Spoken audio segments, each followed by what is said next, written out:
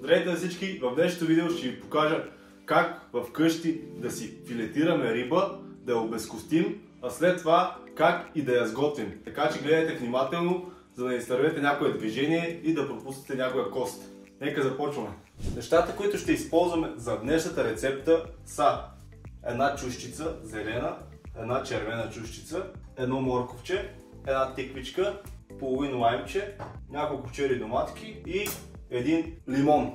Също така основният продукт, разбира се, е гошо. Това е гошо, запознайте се с него, вижте какъв е дружелюбен. Той много обича да си говори с хората, но за съжаление вече малко трудно му се отваря устата, понеже е поостарял. Затова днеска се наложи да го сготвим и да го хапнем. Аз съм си взел изчистена риба, но ако не намерите такава, може да се изчистите сами, като с една лъжичка отстраните люспите така на течаща вода, защото иначе всичко ще стане в люспи, ще стане мазало. И след това от тук с ножа отваряте до тук, изваждате вътрешността, тук има хриле, махате хрилете и правите един разрез тук с ножа така и отстранявате това черното вътре, понеже това е със сирена кръв и може да горчи. Това е едно от най-важните неща, които трябва да се почистят в рибата преди да се консумира.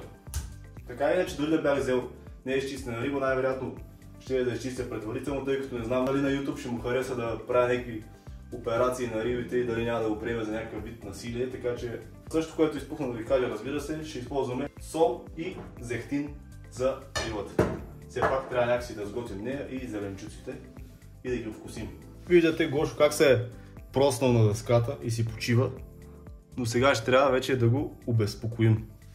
Като за начало ще ни трябва остър нож. За да извършим това движение, започваме като отстраняваме главата, без да засягаме другата част от самата риба. Ето е главичката, махаме я и сега завъртаме така с опашката към нас, да ни е по-удобно. И виждате, трябва да започнем от тази част точно. Тук, тази част разделя рибата на две. Трябва да започнем точно тук, от горната част на коста.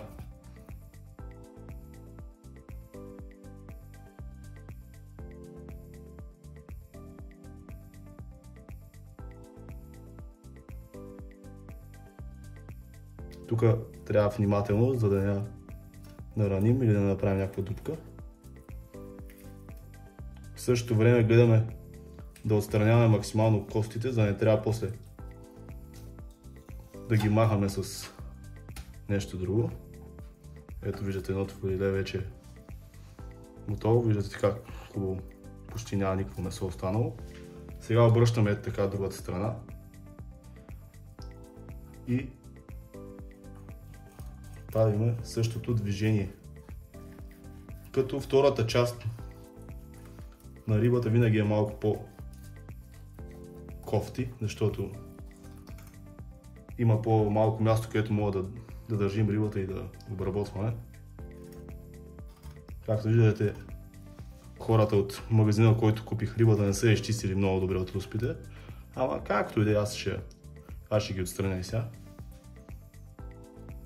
И тук е много важно, когато правите този разрез, да не нараните рибата. Трябва точно по коста, ето тук, за да не я нараните или да направите някаква дупка. И сега след това хващаме така, внимателно, пазим пръстите. Тук, където е перката, внимаваме и ето така дръпваме до края. Готово. Сега хващаме тази част на рибата и отстраняваме ето до тук. Да махнем перката, понеже тя няма да е приятна за консумация. И сега само леко козметични неща. Отстраняваме тук това. съвсем малко от коремчето тук, защото мога да бъде леко жилаво.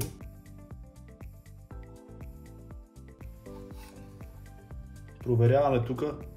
Тук са най-големите кости, които могат да останат. Ето виждате, тук примерно останала една. Внимателно с ножа.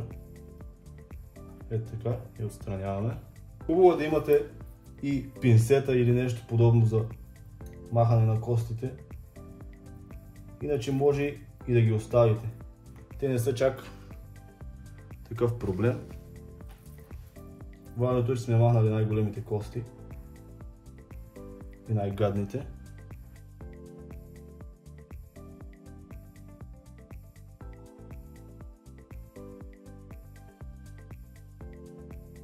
Лаврака ни е готов. Сега ще го оставим настрани и ще започнем да си приготвяме гарнитурата. Като аз вече ви показах, че съм си взел зеленчуци, които си ги направя на тиган, но вие може да използвате някаква друга гарнитурка, като зелена салатка или нещо, което ви харесва на вас. Почих си дъската и ножа и започвам с зеленчуците, които предварително съм ги измил и съм ги изчистил от тези неща вътре. Семки и тем подобни, дупета и разни други. Като първо ще запържа тези зеленчуци, тиквичката, чушката, зелената и червената и морковчето и накрая, когато вече са готови, ще сложа черитата, за да не станат на каша, понеже те са по-готини, като са свежи, а не приготвени прекалено много. И моркова, като аз ще го съжа и така на две. И на ивици, ето така. По този начин ще остане леко хрупкав, но в същото време ще се сготви лесно. И сега тази тиквичка ще е много като цяло за един човек. Ще използвам половината горе-долу и си я режем на полумесеци.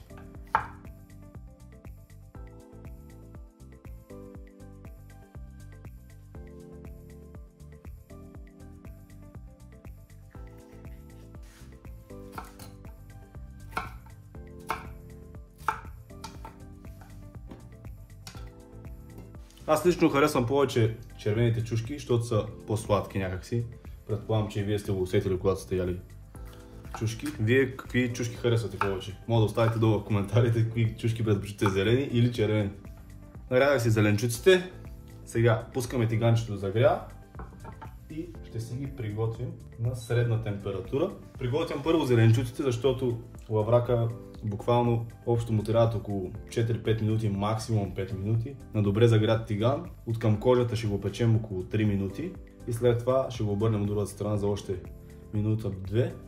И като цяло точно толкова време му трябва. Лаврака е доста крехка риба и е хубаво да остане сочна, а не да е суха на барут, тъй като никой няма да му е приятно да я консумира по този начин. Като за накрая за довкусяване и декорация съм си взел лимон и лайм. Да си ги добавя след като консумирам рибата. Слагаме си 10 мл зехтинче и добавяме всички зеленчуци без черитата.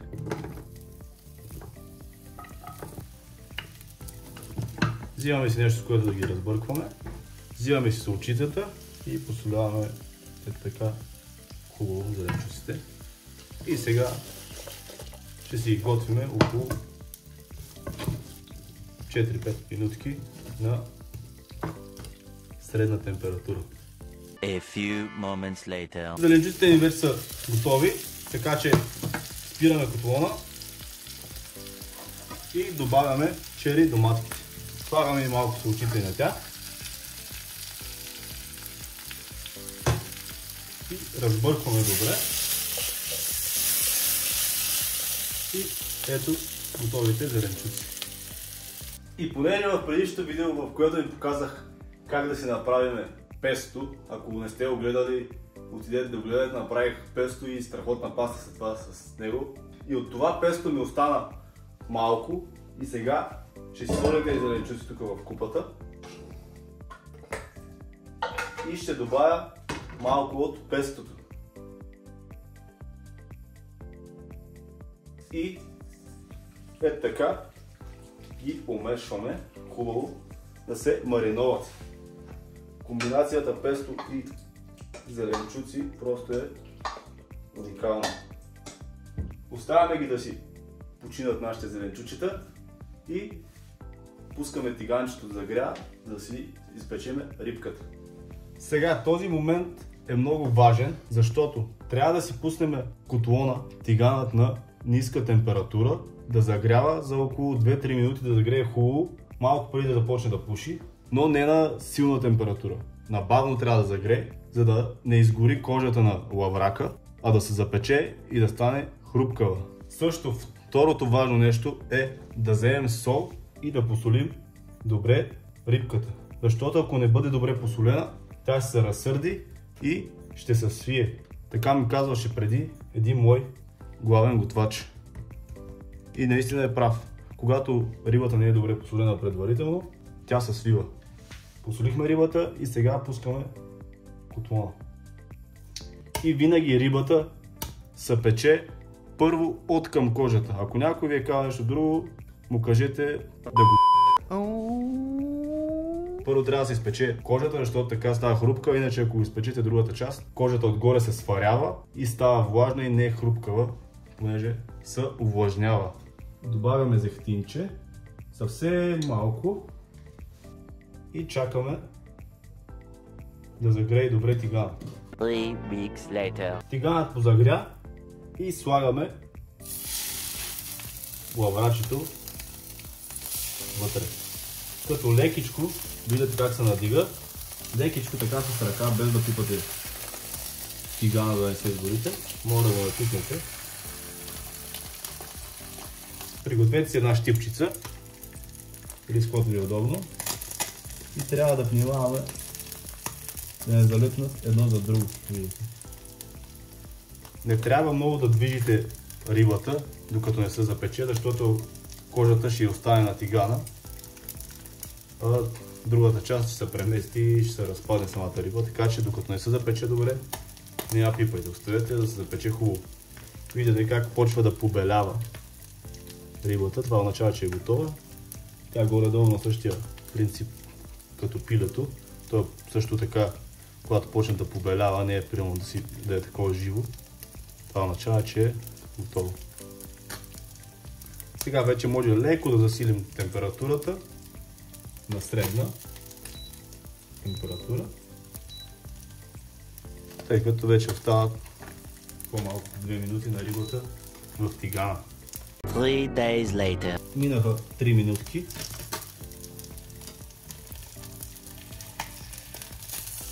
Ето виждате, че от златист цвят се хвана.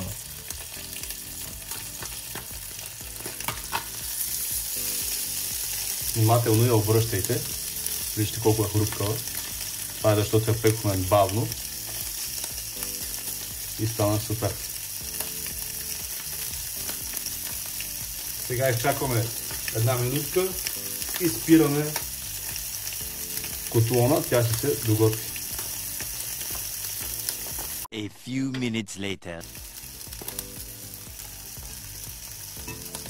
Пащаме си рибката. И ето виждате, този златист цвят е хвана. Това е достатъчно. Рибата не трябва да се приготвя. Оставяме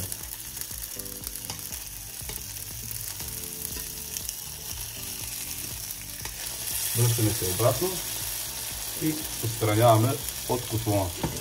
Взимаме си една чинийка, ако е възможно да е продълговата, но аз нямам, така че ще е кръгла, но да е по-така масивна. Взимаме си зеленчуците, като ги разбъркваме леко и ги поставяме внимателно, ето така.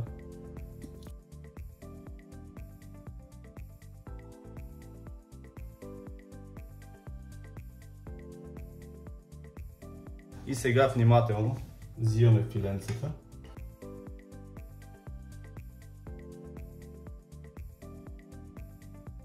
И може да добавим по едно лимонче. И ето това е крайният резултат. от нашето ястие.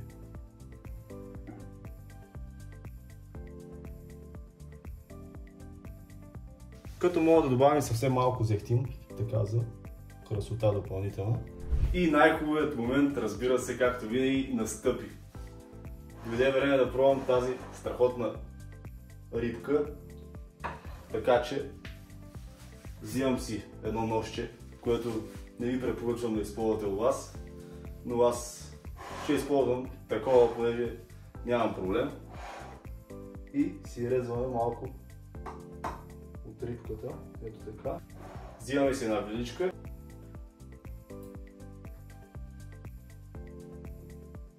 Вкусотийка! Струваше си толкова време обезкостяване и чистене на рибата, наистина, тъй като става много вкусно. Препоръчвам! Това беше всичко от мен на днес. Надявам се да ви е харесала рецептата. Ако е така, абонирайте се за канала, харесайте и коментирайте. Благодаря ви и до следващия път. Чао!